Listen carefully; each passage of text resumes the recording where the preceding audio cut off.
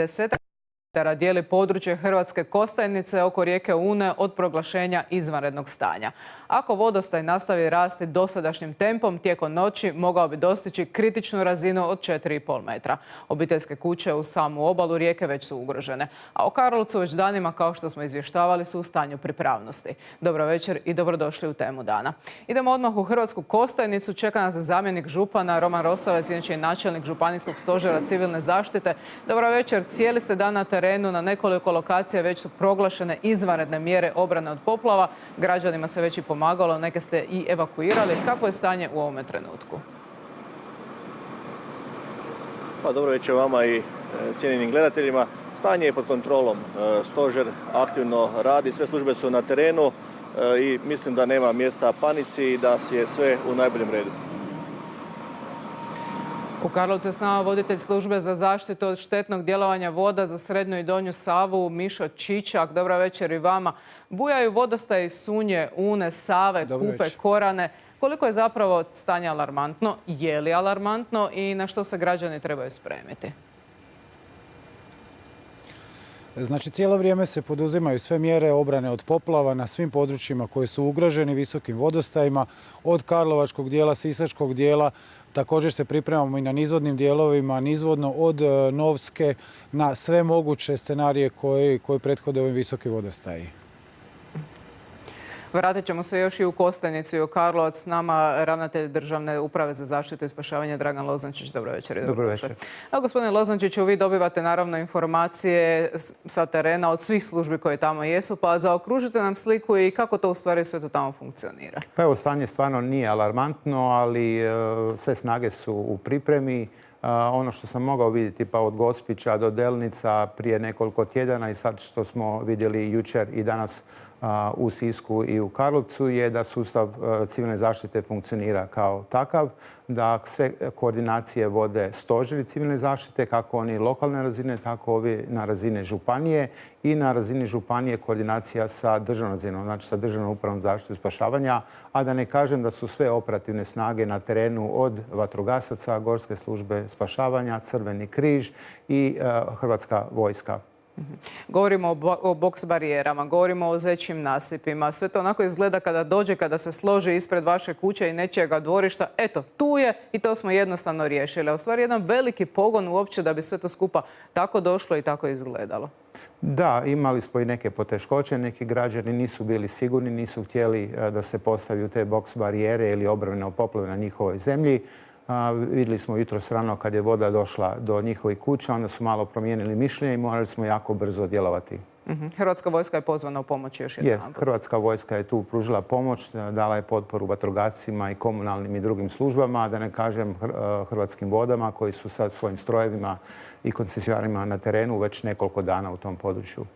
Idemo ponovo prema području Kostajnice. Dakle, Crveni križ, gospodine Rosavec, je djelovao na vašem području također danas, naročito na području Lekenika. Pomagali su ljudima podizati namještaj, primjerice na jednu višu razinu, da je voda ne može dohvatiti taj namještaj. Isto tako dijelili su pitku vodu. Dakle, sve zapravo neke stvari koje su vama, nažalost, možda i poznate i uobičajene, za razliku od drugih ljudi koji ne žive u područjima koji su ugroženi poplavama. Pomalo nam kažete koje su to neke mjere predostrožnosti koje ljudi mogu i sami poduzeti.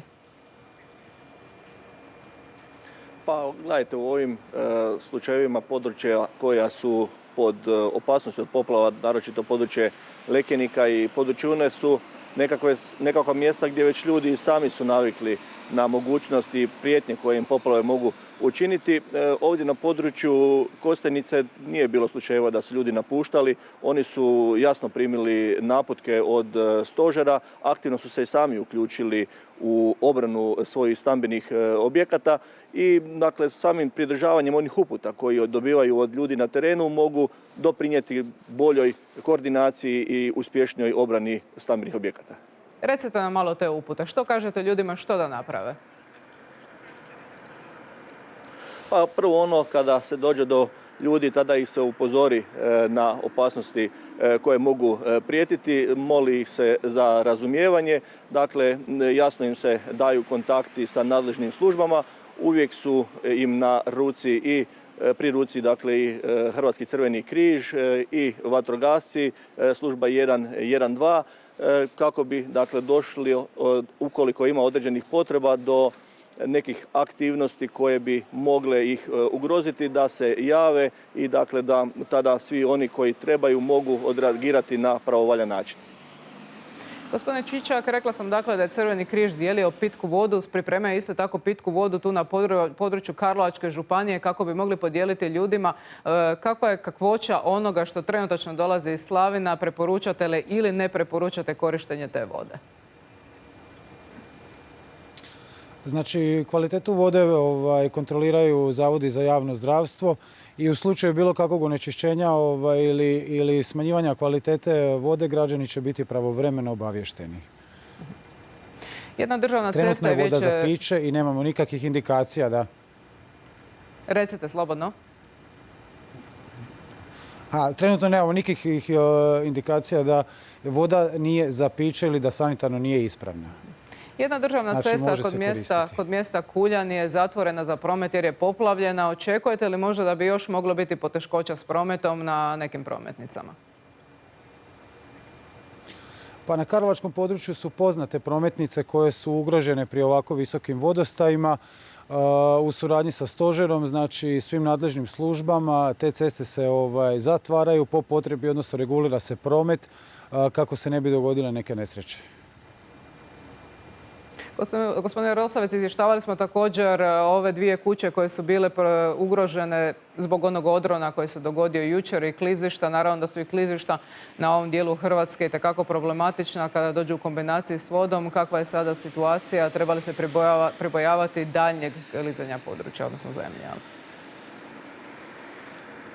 Ovdje smo, nažalost, imali situaciju da se sa obližnjeg brda Djed odronio određeni dio kamenog materijala uslijed djelovanja dakle, vode. Obzirom da se radi o vapnenačkim stjenama koje su dosta porozne i sklone takvim situacijama, ovdje na području Kostajnice izradit će se sve one aktivnosti i svi oni zahvati koji će spriječiti mogućnost daljnjih aktivnosti. Imamo nekoliko rješenja, posavjetovat ćemo se sa nadležnim službama i sa stručnjacima kako bismo što bolje obranili te kuće, kako se više ne bi dešavale ovakve situacije, odnosno kako bi zaustavili te odrone koji su ovdje tako dosta specifični zbog samog konfiguracije terena i samog položaja stambenih objekata.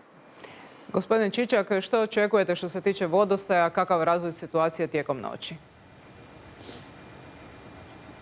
Znači, tijekom noći očekujemo još porast vodostaja ovdje na karlovačkom području u ranim jutarnjim satima. Očekuje se cirka 20 cm još porast na ovim privremenim linijama obrane koje smo uspostavili, što visinski imamo zadovoljeno. Trenutno je najbitnije u biti održati taj sustav, rješavati procjedne vode koje se pojavljuju i izdržati noć. To je najbitnije. Tijekom jutra bi već trebalo doći do stagnacije i smanjivanja vodostaja, tako da ova noć će biti ključna što se tiče ovog vodnog vala i sprječavanja bilo kakvih šteta na objektima koji su zaštićeni s ovim privremenim sustavom obrane poplava. Hvala našim gostima u Kostajnici i u Karlovcu. Hvala vam lijepo.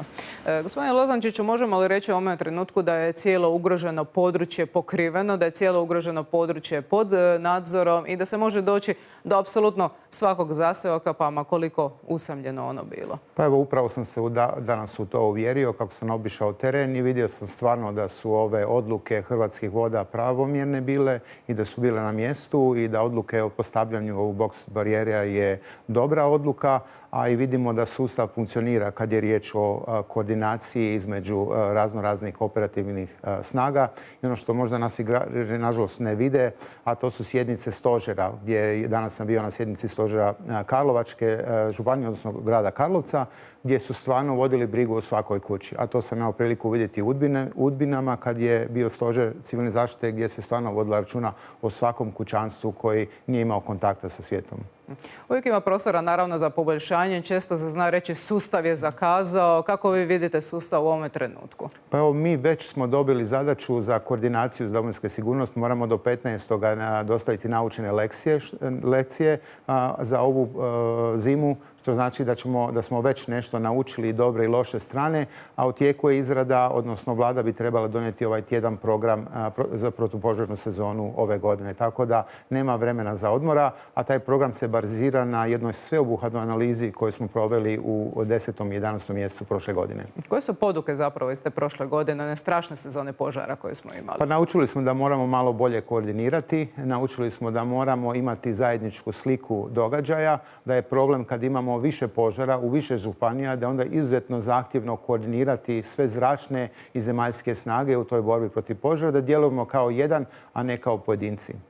Vratimo se na aktualnu situaciju. Čuli smo dijelom i neke savjete u Sisačko-moslavačkoj županiji. Što biste vi kazali ljudima? Što su te neke mjere koje sami mogu poduzeti? Na što se mogu koncentrirati i kako reagirati uopće kada se osjete ugroženima u bilo kakvoj situaciji? Pa ja bi uputio naše građane da pratiju obavijesti, da pratiju situaciju, meteorološke prognoze, da vode brige o svojoj sigurnosti. Ako se osjećaju ugroženi, ako ima potrebe za intervencije, da naravno nazovu službu 112 i da prvo zaštiti sebe i svoje obitelji.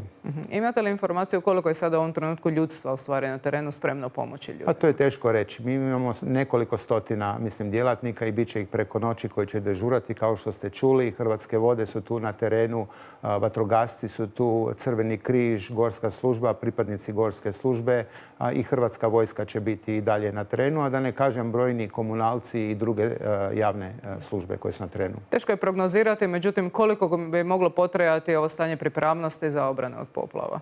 Pa ja mislim da neće dugo, s obzirom na prognoze, nikad dovoljno pažnje, ali mislim kao što smo čuli od Hrvatskih voda, ovo što se tiče Karlovca, mislim da će negdje u ranim jutarnjim satima biti taj vrhunac ovog vodenog vala i onda ćemo vidjeti kako ćemo dalje.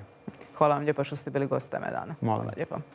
Stanovnicima u područjima uz rijeke želimo mirnu noć kao i svim službama na terenu, a ekipe HRT-a pratit će naravno sve što se događa i izvještavati. Hvala što ste bili s nama, ugodnu večer želim.